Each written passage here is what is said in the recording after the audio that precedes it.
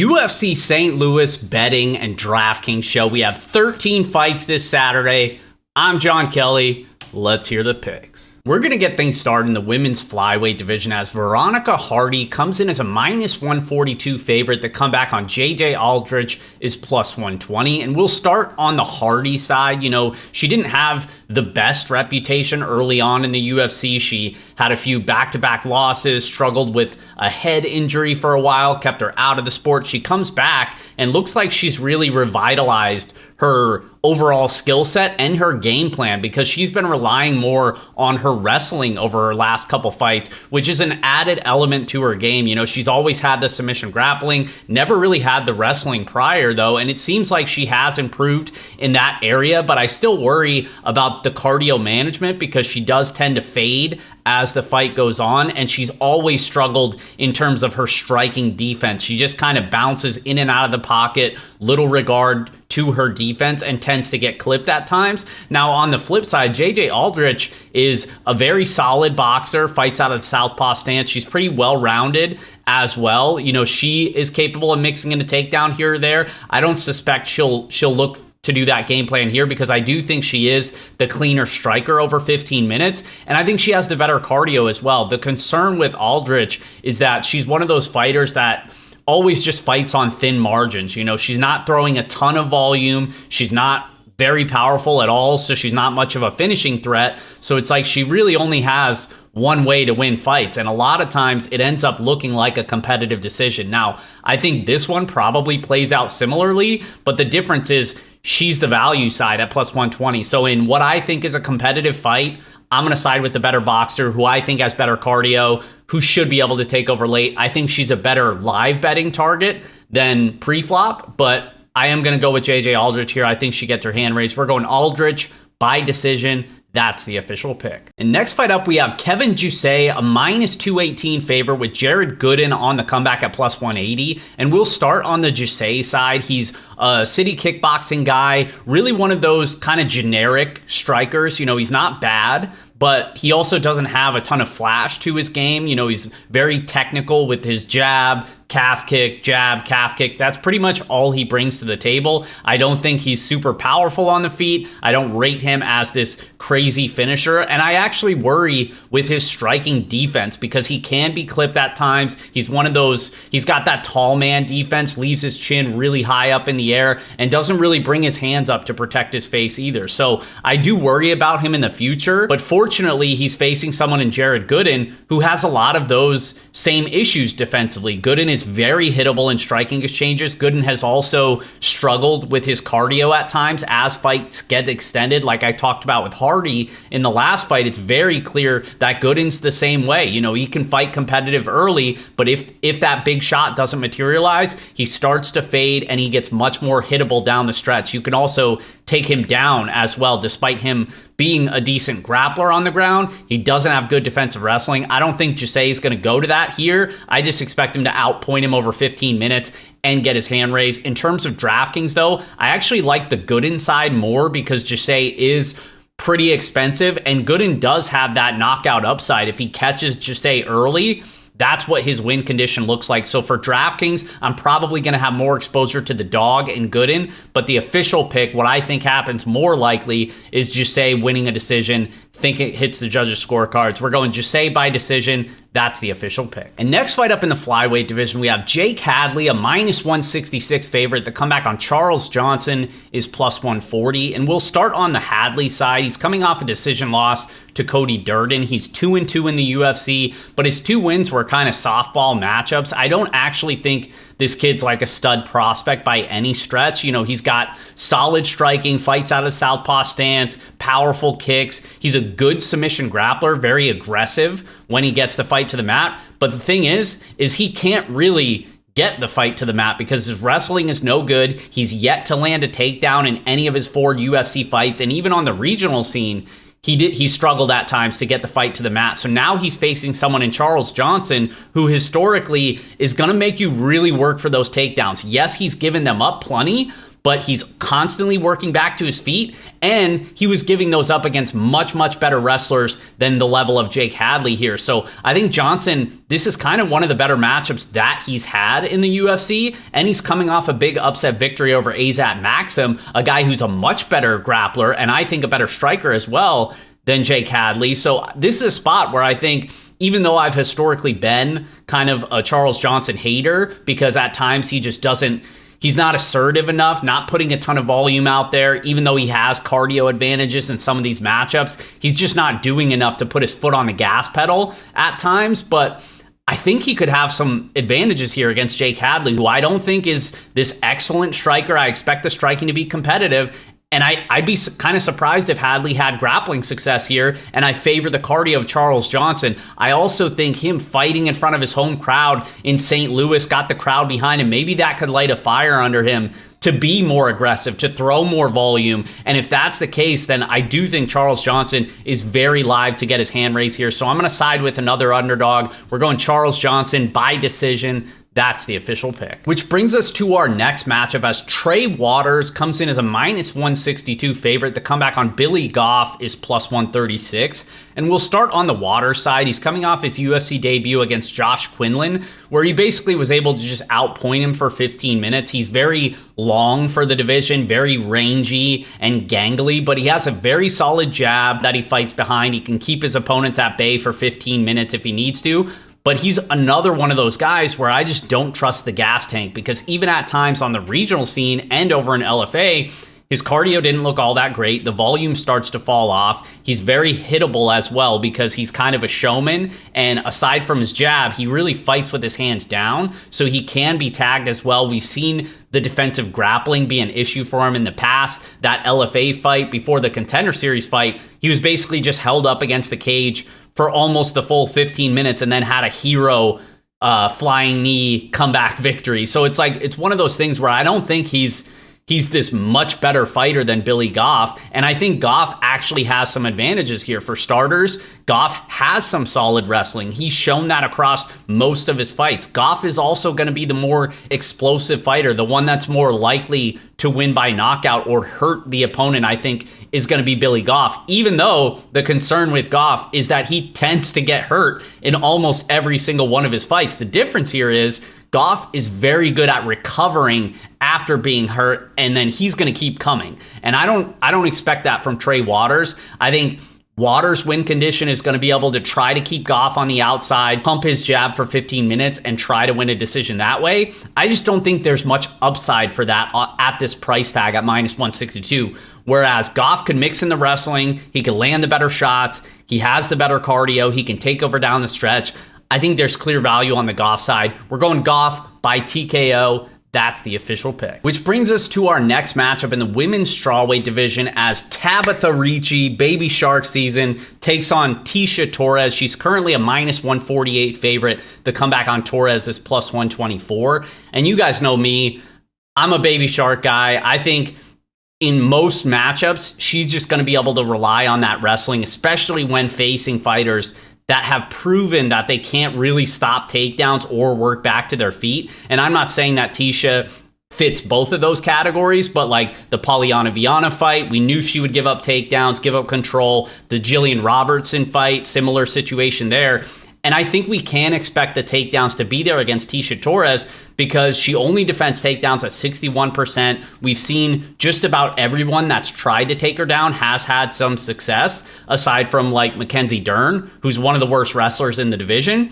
And also, we have Tisha Torres coming off a 2-year layoff after having a baby as well. So there's definitely some, risks for some downside. Maybe she's not as good as she used to be in terms of her striking. Maybe she's not as fast, because I do think the striking, just pure striking, Tisha Torres is better, but I think it's close. And I think the combination of striking along with the ability to mix in the takedowns and potentially bank some control time on the mat. We know Ricci's a black belt in Brazilian Jiu-Jitsu as well. I just think there's more upside on the Ricci side and some clear risk at some downside, even at plus 124 on the Torres side. When you consider in the layoff, you consider in the way that she's been wrestled in the past by fighters that don't have the wrestling of a Tabitha Ricci. That Angela Hill fight comes to mind where she took her down multiple times. Not a good look there. I'm siding with Baby Shark. We're going Ricci by decision. That's the official pick. And next fight up, we have Esteban Rybovich, a -175 favorite with Terrence McKinney on the comeback at +140.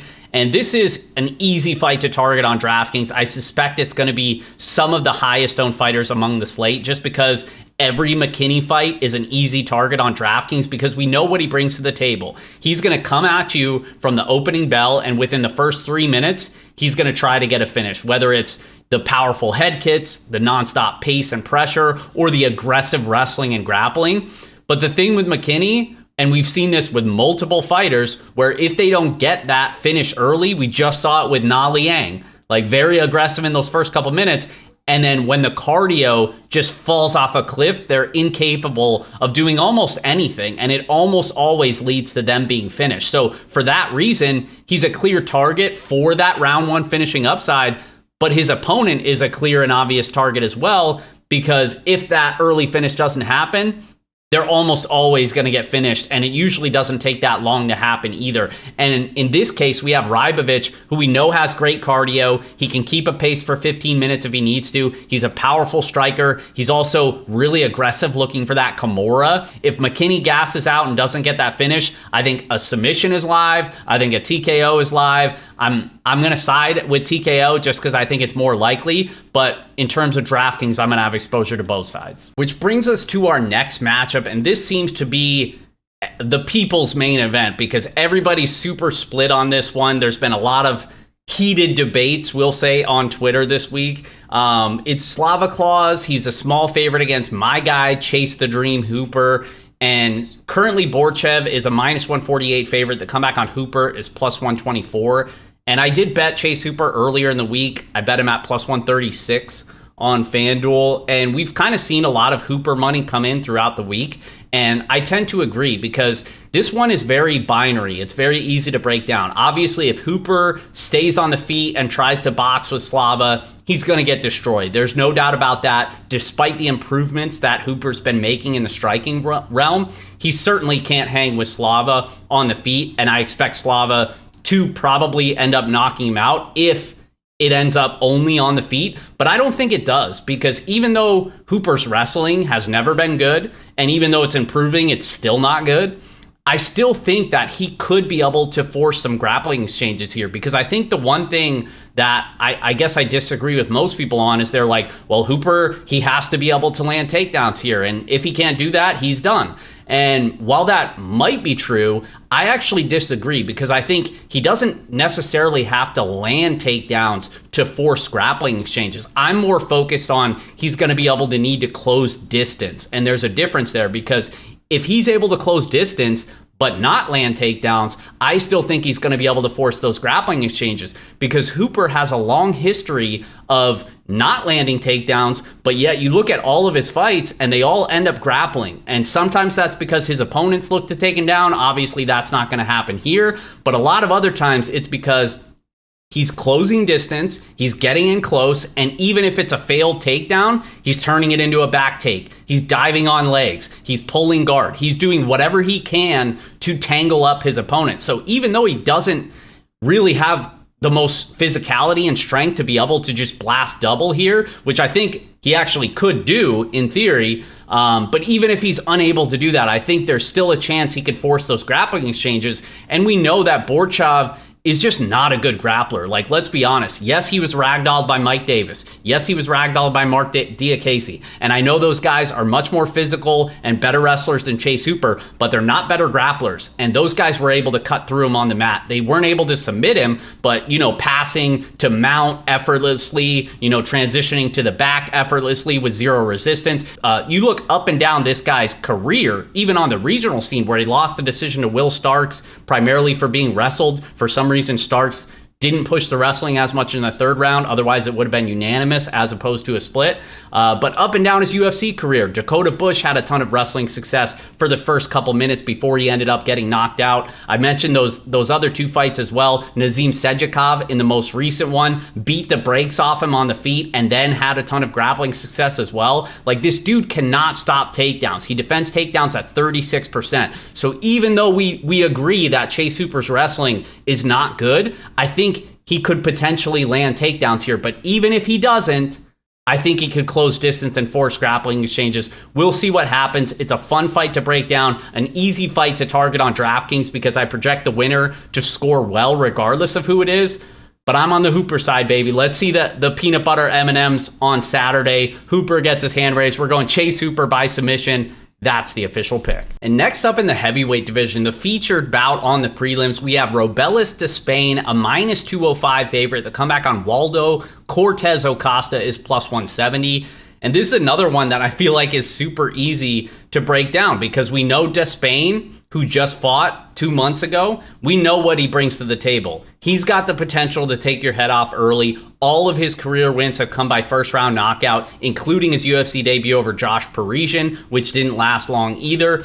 He's got that type of upside. You know, former Olympic Taekwondo specialist, huge, massive guy, big power, can hit you in a bunch of different ways. The way that he moves at heavyweight is very impressive. Now, the downside is that we just have no idea what his cardio is going to look like outside of those first couple minutes. We also have no idea what his defensive grappling is going to look like. And I suspect both of those things end up not being great. The question is whether or not Cortez Acosta can expose those issues, because he's a guy who does keep a high pace at the heavyweight division, solid jab, can mix in the calf kicks as well. We've seen him fight to a 15-minute decision multiple times, so I expect him to have the cardio advantage. The main question is, can he make it out of that first round? And that's where I struggle, because I don't know if he can. Despain has true power, and I don't know if I want to walk in front of that. Now, where I am interested in getting involved is if we see after those first couple minutes, or even potentially after the first round, if Cortez Acosta is still alive and conscious, that's going to be a clear time to hop in live, because I do expect as rounds 2 and 3 progress, he's going to be the one taking over with the volume and the pace and the pressure. So it's one where I think Despain has the clear upside in terms of DraftKings, so that's my preferred play.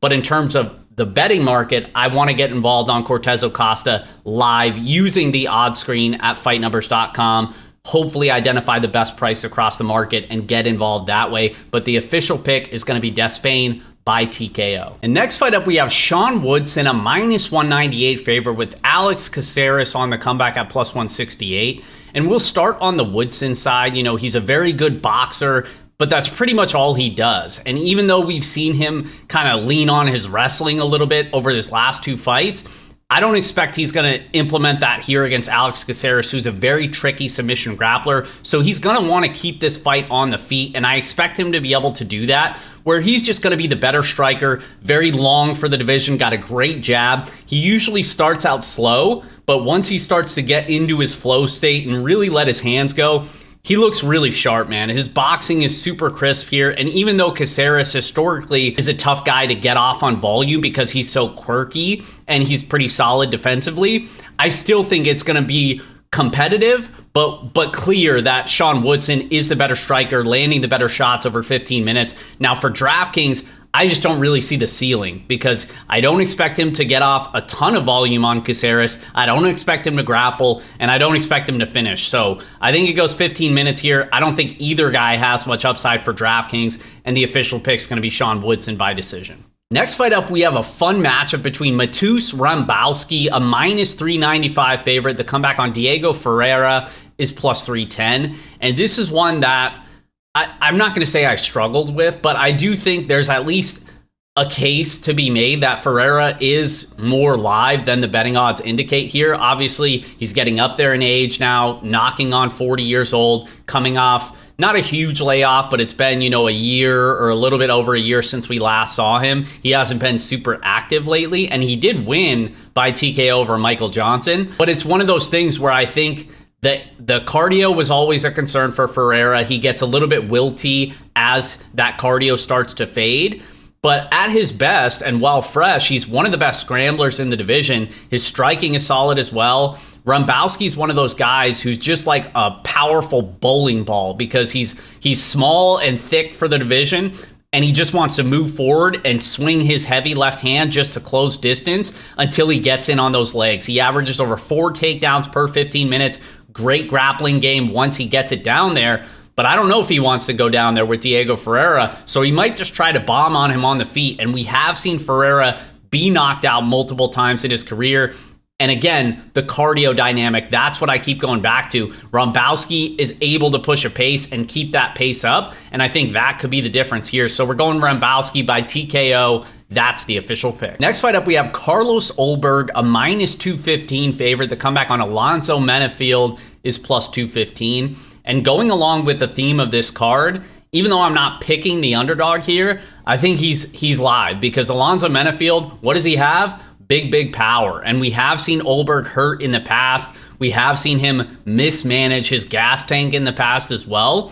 Now, I think Alonzo Menafield has issues in that regard too, but I think this is one where Menafield early on has the potential to land a big shot. If he doesn't do that, I think it's very clear that the volume and the pace is clearly going to favor Olberg. Very powerful kickboxer in his own right. And I do think, assuming he manages it correctly, aside from that Zachukwu fight, we've seen his cardio look a lot better. And if that's the case, I expect that to be an advantage for him here as well. So he's going to be my preferred play. We're going Olberg by decision. That's the official pick. Which brings us to our co-main event as Joaquin Buckley is a minus 155 favorite. The comeback on Nursultan Rozboev is plus 130. And these guys both fought on the Atlantic City card. I was fortunate enough to catch that live.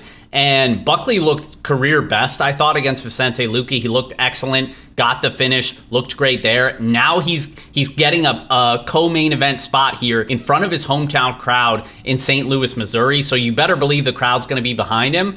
And I think he has multiple advantages here over Nursultan Rozboev, who is dropping down a weight class here, who's very explosive early. In fact, I think it's his last 10 fights haven't made it out of the first round, including the 2 fights that he's had under the UFC banner, won both by first round finish. And that's what he brings to the table is he can bomb on you early, or he's very aggressive with his grappling, even though he's not positionally sound. He is very aggressive. Now, where I have concerns with him is that we've seen his grappling get super sloppy in the past against low-level regional talent. We know his cardio is not very good as well. And I think Buckley's just a better all-around fighter. But the one pause I have with Buckley is the durability has been suspect at times. He's been knocked out 4 times in his career, and he's facing a murderous power puncher in Rozboev. So I think that's the clear risk with Buckley here. I'm still picking Buckley to win because I favor him all around, and I favor him as the fight gets extended. But there is just that little bit of pause because Rozboev does have the potential to hurt him early. So for that reason, I'm going to have exposure to both sides on DraftKings, but the official pick is going to be Buckley by TKO. Which brings us to our main event as Derek Lewis is a minus 148 favorite. The comeback on Rodrigo Nascimento is plus 124. And I think this is a Lewis spot here. I've never been a big believer in Nascimento. You know, he trains at a good camp. He looked kind of solid early on as a young heavyweight prospect, but maybe he's even regressed since the early days. I know he really doesn't look improved since then, and he's somebody that I was more interested if he was going to focus on the wrestling and grappling, and we really haven't even seen that over his last couple fights. His wrestling's not very good. He hasn't even really looked to grapple a ton, and if that's the case, he's fighting the guy who owns the most knockouts in UFC history against Derek Lewis, a guy that only needs to land one big punch at any moment to put your lights out. And I just think that's what's happening here because Lewis has fought way better competition. I think he's way more powerful, and I think he's a better striker as well. And if I don't expect Nascimento to have that grappling success, then I gotta expect Lewis probably catches him at some point on the feet. And that's how I think this one goes. So we're going to go Derek Lewis by TKO. That's the official pick. And as always, guys, fightnumbers.com will have my DraftKings player rankings broken down by salary tier. It'll have my ownership projections as well, which have been dialed in the last few weeks. And We also have a ton of other stuff on the betting side. The live odds screen, which updates during the event, that shows you the prices across the market so that you can get the best price in those live markets. Very quickly, you can identify the prices across the market, where you're getting the best price, money lines, totals, etc. There's just a lot of cool stuff. Obviously, we have the picks up there as well by the team, and we have some free stuff as well. So check it out, fightnumbers.com. We have Underdog Fantasy Picks article. That's free. We have prize picks. We have the Fight Prop Finder, where you can search any fighter on the card and pull up their method of victory props across the market. So there's a lot of cool stuff on there. Some of it is free, some of it you have to pay for, but either way, check it out and let me know what you think. Best of luck, guys, and we'll see you next week.